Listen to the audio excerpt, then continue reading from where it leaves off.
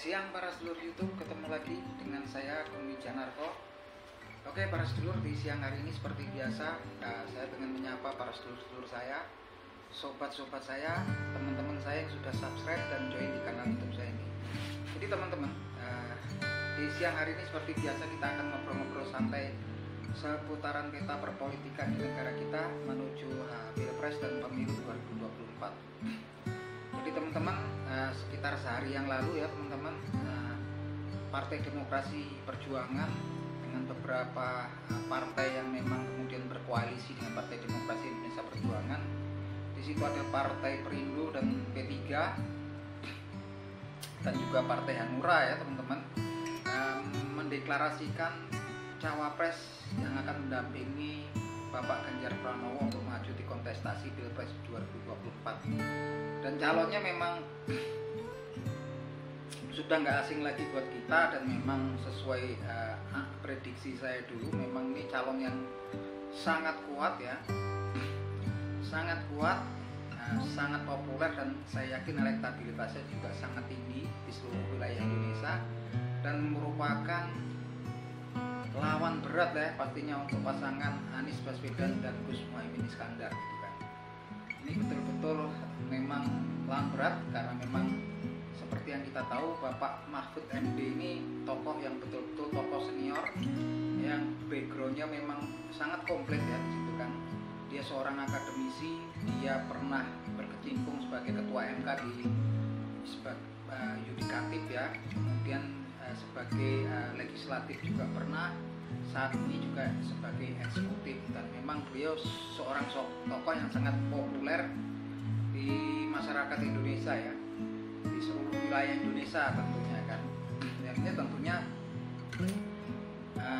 ya kalau head to head dengan Gus Muhaimin Iskandar nih rame ya, cuman memang di sini Gus Muhaimin Iskandar ini seorang cawapres yang juga beliau adalah pemimpin pemimpin suatu partai ya, mesin politik, yaitu beliau adalah ketua PKB salah satu.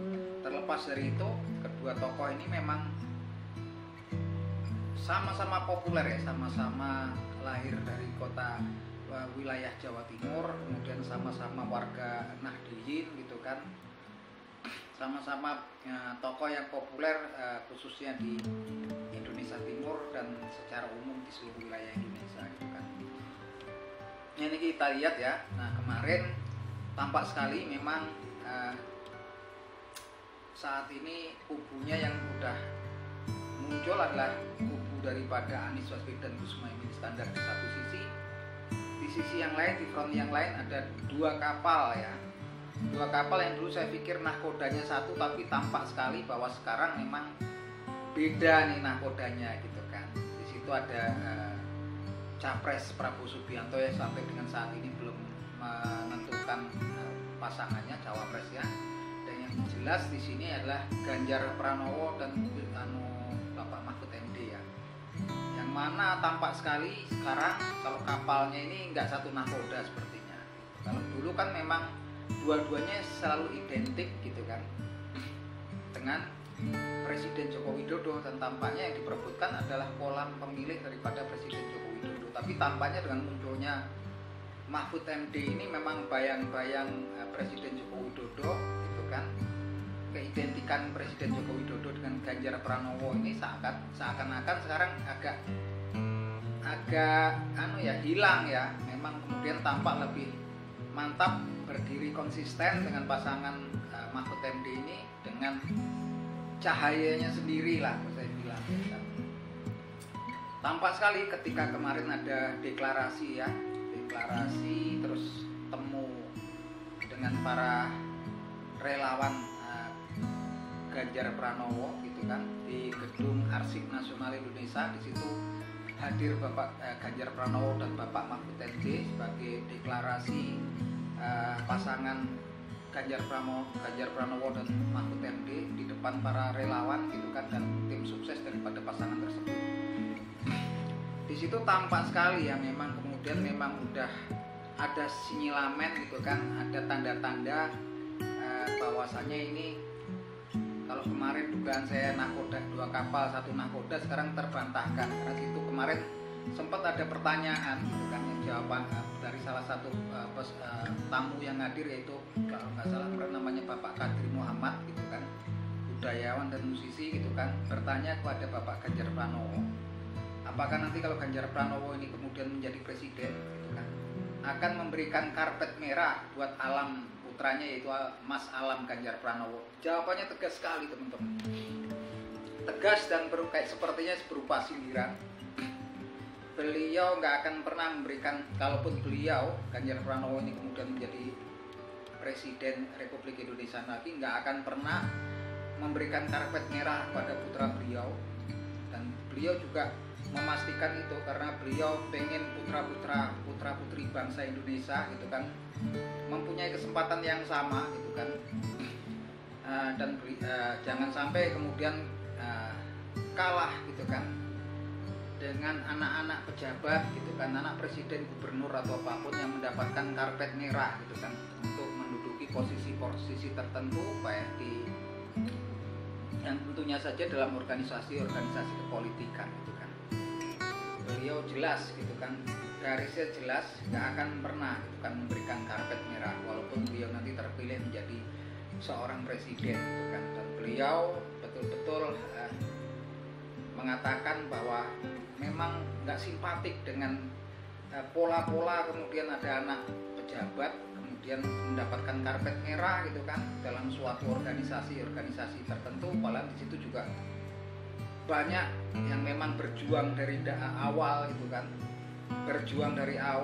kan, dan memiliki potensi, dan kemudian kalah hanya karena kemudian dengan orang-orang yang merupakan anak pejabat, anak-anak tokoh tertentu yang mendapatkan karpet merah dari orang tuanya. Nah, kalau kita lihat ini kan memang posisinya jelas ini yang jawabannya sebetulnya nggak menyerang seseorang ataupun objek tertentu, tapi ini aromanya jelas sekali ya, arahnya kemana tentunya para pemirsa juga udah tahu gitu kan. Dan juga kita lihat sekarang ya di media sosial tuh bahwasanya para influencer gitu kan, tokoh-tokoh yang memiliki pengaruh kuat di media sosial sepertinya juga berbalik komen-komennya, komen miring, komen yang negatif gitu kan, komen yang menyerang secara halus pada Presiden Joko Widodo juga kepada keluarganya gitu kan. Walaupun sepertinya juga yang diserang itu juga nggak terbukti dengan jelas, karena memang kemarin kan yang diisukan adalah keputusan MK yang kemudian memutuskan bahwasanya untuk maju sebagai capres dan cawapres itu dengan usia 40 tahun ataupun di atas 40 tahun dan pernah menjabat sebagai kepala daerah atau berpengalaman sebagai kepala daerah. Nah, ini disinyalir oleh beberapa pakar politik, pengamat politik gitu kan, dan para influencer bahwasanya hal tersebut merupakan sebuah konspirasi ya untuk memuluskan langkah Mas Gibran untuk menjadi cawapres daripada Prabowo Subianto. Ini sebuah teori konspirasi, cuman teorinya juga nggak ada yang bisa membuktikan gitu kan. Walaupun kemudian banyak yang menuduh ke situ, sebetulnya juga nggak adil juga ya teman-teman gitu kan. Cuman ini tampak sekali ya sekarang orang-orang yang memang dulu merupakan loyalis ataupun para pendukung, orang-orang yang mendukung habis all out pada Presiden Joko Widodo, tampak sekali sekarang kemudian berbalik kemudian menyerang, bahkan menyerangnya baik secara terang-terangan ataupun secara halus gitu kan. Dan yang jelas kalau kita lihat dari komentar kemudian Bapak Ganjar Pranowo bahwasanya beliau tidak, kalaupun nanti jadi seorang presiden, sukses menjadi presiden di Pilpres 2024, beliau tidak akan pernah memberikan karpet merah kepada putra beliau dengan menafikan, dengan melangkai ya putra putri terbaik bangsa gitu kan, yang memang memiliki potensi yang kemudian hanya kalah kemudian karena seorang anak pejabat gitu kan. Nah, ini betul-betul sindirannya ini tahulah kita arahnya kemana, dan itu menggambarkan bahwasannya sosok Ganjar Pranowo saat ini ketika berpasangan dengan Mahfud MD itu memancarkan cahayanya sendiri gitu kan, nggak kemudian cuman mengikuti bayang-bayang objek yang lain. Ini betul-betul saya salut ya, ini udah lepas ya dari memiliki karismanya sendiri sekarang, pas sekali dengan karismanya Bapak Mahfud MD. Walaupun di lain pihak kalau saya simpatik pasangan Ganjar Pranowo kemudian Mahfud MD, tapi memang saya jagonya kalau saya sendiri adalah Anies Baswedan, Gus Muhaimin Iskandar. Sudah jelas gitu kan, walaupun kalau saya lihat juga 50-50 ya gitu kan, antara pasangan Ganjar Pranowo Mahfud MD kemudian Anies Baswedan, Gus Muhaimin Iskandar. Saya pikir ini 50-50 akan seru ya gitu kan, dengan bukannya mengesampingkan calon yang lain. Ini pertempuran yang sesungguhnya, kompetisi yang sesungguhnya adalah pasangan Anies Baswedan, Gus Muhaimin dengan Ganjar Pranowo Mahfud MD. Ini memang brand yang sesungguhnya, kompetisi yang sesungguhnya. Walaupun pasangan Anies Baswedan dan Gus Muhaimin Iskandar kalau menurut saya pada posisi ini memang diuntungkan, karena memang di kubu seberang yang memang ada dua kapal yang tampaknya sekarang juga nahkodanya nggak satu gitu kan. Di situ ada dua kapal yang jelas gitu kan, kolam para simpatisan yang di kolam pendukung mereka itu terbelah gitu kan, itu terbelah. Harapannya memang Allah kalau bisa menang satu putaran. Kalau nggak satu putaran kemudian berhadapan dengan pasangan Ganjar Pranowo Mahfud MD juga kayaknya berat ya gitu kan, tampaknya sepertinya berat. Tapi memang kemudian kalau saya lihat masih tetap optimis, celahnya adalah kemudian di kubu seberang gitu kan. Kubunya ini sebenarnya kutubnya ada dua, satu pasangan Amin, yang di sono ada pasangan Prabowo Subianto dengan nanti cawapresnya, kemudian Ganjar Pranowo dengan Bapak Mahfud MD. Udah jelas, yang jelas di sana ada dua kapal, dan kapalnya ini lagi kemudian sepertinya ada gesekan gitu kan. Sekarang ada friksi, dan memang udah lepas. Sekarang memang juga nggak kalah beratnya ketika kemudian kemarin Ganjar Pranowo berpasangan dengan Prabowo Subianto, ataupun Prabowo Subianto dengan Ganjar Pranowo. Tentunya suaranya jangan bulat jadi satu gitu kan. Tapi sekarang spekulasi tersebut sudah terbantahkan gitu kan. Bahkan juga tampak sekali memang tersirat ada kekecewaan ya dari para tokoh elit politik yang mendukung Ganjar Pranowo sebagai capres gitu kan. Tampak sekali ketika komentar-komentar seperti kemarin kan, ada wartawan menanya kepada Mbak Puan Maharani kalau Presiden Joko Widodo itu mau kemana nanti, apa dukungannya gitu kan. Jawabannya adalah simpel dari Mbak Puan Maharani itu adalah, coba nanti para wartawan nanti tanya kepada Bapak Jokowi, dan saya juga pengen tahu jawabannya. Ini nih tersirat ya teman-teman gitu kan, banyak komen-komen yang memang tampaknya tersirat. Di situ ada kekecewaan yang sangat besar ya teman-teman, walaupun nggak dinyatakan secara clear ya gitu kan. Karena memang tampak sekali memang langkah Presiden Joko Widodo ini memberi angin kepada capres Prabowo Subianto gitu kan, pergerakannya ya, dari pergerakan keluarga beliau gitu kan, yang walaupun ditolak, namun dibantah seperti apa, tapi masyarakat ini kan udah pintar gitu kan. Semua ini mata semua memandang di situ ya. Semua mata itu lihat di media sosial, gerak-gerik tokoh politik, elit-elit politik itu dilihat kan, dilihat kemudian dibaca gitu, dipelajari oleh seluruh lapisan masyarakat, yang tampaknya memang langkahnya betul-betul blunder, nggak populer gitu kan.